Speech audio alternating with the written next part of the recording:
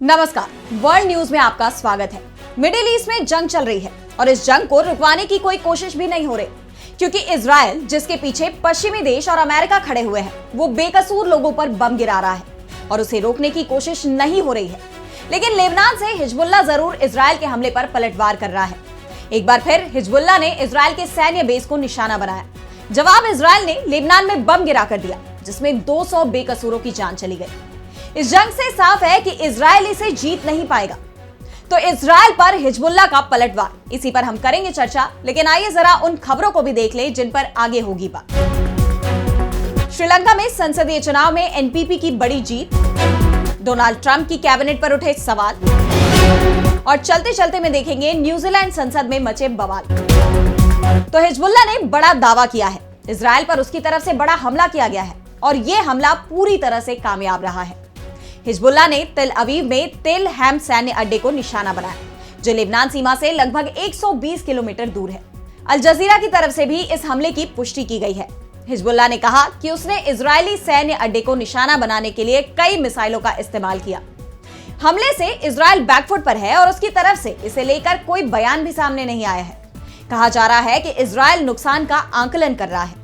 दूसरी तरफ हिजबुल्लाह ने कहा कि उसकी तरफ से 30 से अधिक हमले किए गए और ये हमले लेबनान के पास किरियत शमूना बस्ती और दूसरे ठिकानों की तरफ से किए गए हैं। इस बीच इजराइल की तरफ से भी लेबनान में जबरदस्त हमले किए जा रहे हैं और इन हमलों में बेकसूर निशाना बन रहे हैं। इजराइल ने सीरिया की राजधानी दमिश्क और उसके पास हवाई हमले किए हैं। इनमें 200 लोगों की जान चली गई। सीरिया की सरकारी एजेंसी सना ने ये जानकारी दी।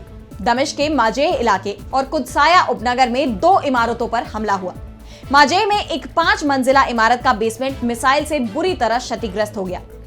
लेबनान के स्वास्थ्य मंत्रालय की तरफ से कहा गया कि हमला बिना चेतावनी के किया गया, जिस कारण से कई बेकसूर लोगों की जान इस हमले में गई है।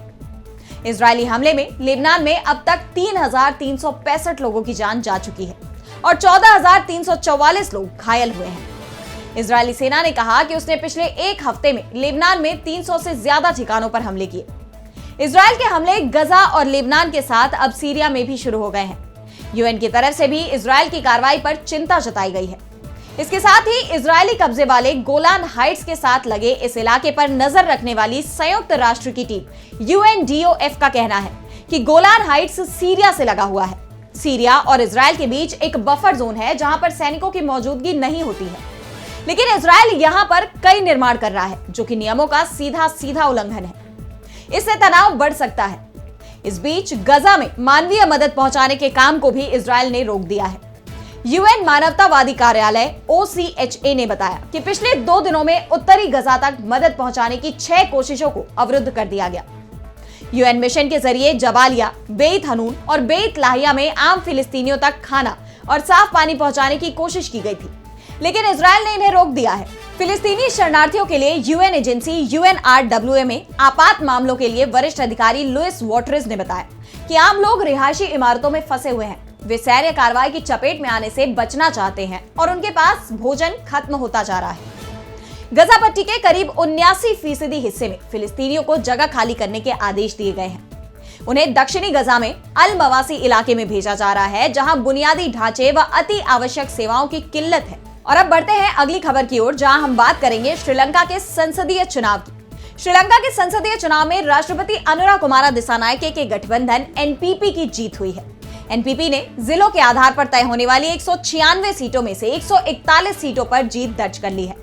नतीजों के मुताबिक NPP को 61% से ज्यादा वोट मिले हैं। सभी 196 सीटों के नतीजे सामने आ चुके हैं और इन चुनाव नतीजों के आधार पर ही 29 सीटों का बंटवारा किया जाएगा। इसके साथ ही ये भी तय हो गया कि NPP संसद में 150 का आंकड़ा पार कर लेगी। यानी संसद में अब NPP के पास लगभग 2/3 बहुमत होगा और सरकार को अपने किसी भी विधेयक को पास कराने में किसी भी तरह की परेशानी नहीं होगी। संसदीय चुनाव के लिए श्रीलंका में 14 नवंबर को वोटिंग हुई थी। श्रीलंका की संसद में 225 सीटें हैं और बहुमत के लिए 113 का आंकड़ा जरूरी है। राष्ट्रपति दिसानायके के लिए इस चुनाव में बहुमत हासिल करना बेहद जरूरी था। संसद से मंजूरी मिलने के बाद ही राष्ट्रपति दिसानायके सरकार की महत्वपूर्ण नीतियों को लागू कर सकते हैं। ऐसे में उनके लिए ये चुनाव जीतना बेहद जरूरी था। 2020 में उनकी पार्टी को संसद में सिर्फ 3 सीट मिली थी, लेकिन इस बार पार्टी 2/3 से ज्यादा सीटें जीत रही है। 196 सीटों के जो चुनाव परिणाम सामने आए हैं उसमें दिशा रायके के गठबंधन एनपीपी को 141 सीट मिली है, जबकि साजिद प्रेमदास की एसजेबी को 18% वोट और 35 सीट मिली है। वहीं रानिल विक्रमसिंघे की एनडीए को 5% वोट और 3 सीट मिली है, जबकि महिंद्रा राजपक्षे की पार्टी एसएसपीपी को 3% वोट और इतनी ही सीटें यानी 2 सीटें मिली है। वहीं निर्दलीय और अन्य के हिस्से में 15 सीटें आई हैं। आपको बता दें कि श्रीलंका में आखिरी बार अगस्त 2020 में संसदीय चुनाव हुए थे। ऐसे में नए चुनाव तो अगले साल होने थे, लेकिन इसी साल सितंबर में राष्ट्रपति चुनाव जीतने के बाद अनुरा कुमारा दिसानायके ने संसद को भंग कर दिया था, जिसके बाद संसदीय चुनाव का ऐलान किया गया था। और अब बढ़ते हैं अगली खबर की ओर, जिसमें हम बात करेंगे अमेरिका की। तो हाल ही में अमेरिका में राष्ट्रपति चुनाव हुए, जिसमें डोनाल्ड ट्रंप को जीत मिली थी। ट्रंप 20 जनवरी 2025 को अमेरिका के राष्ट्रपति पद की शपथ लेंगे, लेकिन उससे पहले वो अपनी कैबिनेट के गठन में जुटे हुए हैं। लेकिन ट्रंप ने अपनी कैबिनेट में जिस व्यक्ति को स्वास्थ्य विभाग का जिम्मा सौंपा है, उससे लेकर विवाद की स्थिति दिखाई दे रही है। ट्रंप ने anti vaccine activist Robert F Kennedy junior को स्वास्थ्य और मानव सेवा विभाग का जिम्मा सौंपा है। रॉबर्ट एफ केनेडी दुनिया के सबसे प्रबल एंटी वैक्सीन एक्टिविस्ट है।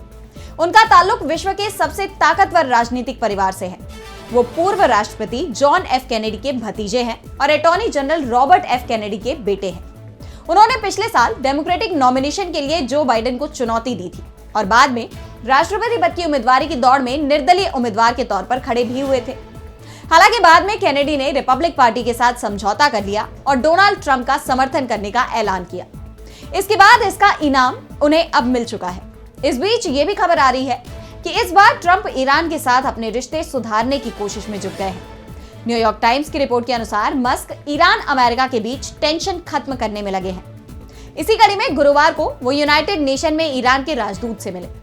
अखबार ने ईरानी सूत्रों के हवाले से दावा किया कि एक गुप्त स्थान पर 1 घंटे तक एलन मस्क और ईरानी राजदूत के बीच बैठक चली। एलन मस्क अमेरिका के राष्ट्रपति चुनाव के दौरान डोनाल्ड ट्रंप के लिए कंधे से कंधा मिलाकर खड़े रहे थे। ऐसे में दावा किया जाता है कि विश्व नेताओं के साथ ट्रंप की बातचीत के दौरान भी मस्क साथ मौजूद रहे हैं। एलन मस्क और भारतीय मूल के रामास्वामी को डोनाल्ड ट्रंप ने अपने दूसरे कार्यकाल के दौरान संयुक्त रूप से डिपार्टमेंट ऑफ एफिशिएंसी की कमान सौंपी है। इसके तहत उनका काम गैर जरूरी ब्यूरोक्रेसी को खत्म कर सरकारी खर्चे में कमी लाना है। फिलहाल मस्क को ईरान और अमेरिका के रिश्ते सुधारने में कितनी सफलता मिलती है, इस पर हिंदुस्तान की भी नजर है, क्योंकि ईरान के साथ हिंदुस्तान के अच्छे रिश्ते हैं। और अब चलते चलते में देखेंगे न्यूजीलैंड की संसद में मचे बवाल को। न्यूजीलैंड की सबसे युवा सांसद हाना रावहिती मैपी क्लार्क एक बार फिर चर्चा में है। संसद में उनका माओरी हाका डांस सोशल मीडिया पर काफी वायरल हो रहा है। दरअसल न्यूजीलैंड की संसद में एक विधेयक पर मतदान करने के लिए सत्र बुलाया गया था। ये बिल ब्रिटेन और माओरी के बीच 184 साल पुरानी वेतांगी नामक एक संधि से जुड़ा हुआ है। इस बिल पर चर्चा के दौरान वहां की संसद में जबरदस्त बहस देखी गई। इस बीच 22 वर्षीय ते पार्टी की माओरी सांसद हाना रावहिती ने अपना विरोध दर्ज कराते हुए विधेयक की प्रति को फाड़ दिया और सदन में पारंपरिक हाका डांस करने लगी। उन्हें डांस करता देख और भी सांसद उनके साथ डांस करने लगे, जिसके बाद स्पीकर ने सदन को कुछ देर के लिए सस्पेंड कर दिया। बता दें कि यह विधेयक वेतांगी संधि में कुछ बदलावों की पेशकश करता है, जो माओरी समुदाय के अधिकारों से जुड़ी हुई थी, लेकिन माओरी समुदाय इसका विरोध कर रहा है और इसीलिए हाना रावहिती ने संसद में अपने पारंपरिक अंदाज में इसका विरोध किया। बता दें कि इससे पहले भी उनका माओरी हाका डांस चर्चा का मुद्दा बना हुआ था। दरअसल हाना रावहिती न्यूजीलैंड के 200 साल के इतिहास में सबसे युवा सांसद है और जब 2023 के चुनाव में वो जीत कर आई तो संसद में पहली बार भाषण देते हुए उन्होंने पारंपरिक हाका का प्रदर्शन किया। उनके डांस का वीडियो सोशल मीडिया पर तब भी काफी वायरल हुआ था। हाका एक युद्ध गीत है जिसे पूरी ताकत और पारंपरिक भाव भंगिमाओं के साथ किया जाता है। तो आज इस वर्ल्ड बुलेटिन में इतना ही। अब मुझे दीजिए इजाजत और देश दुनिया की तमाम बड़ी खबरों के लिए बने रहिए डीवी लाइव के साथ। नमस्कार।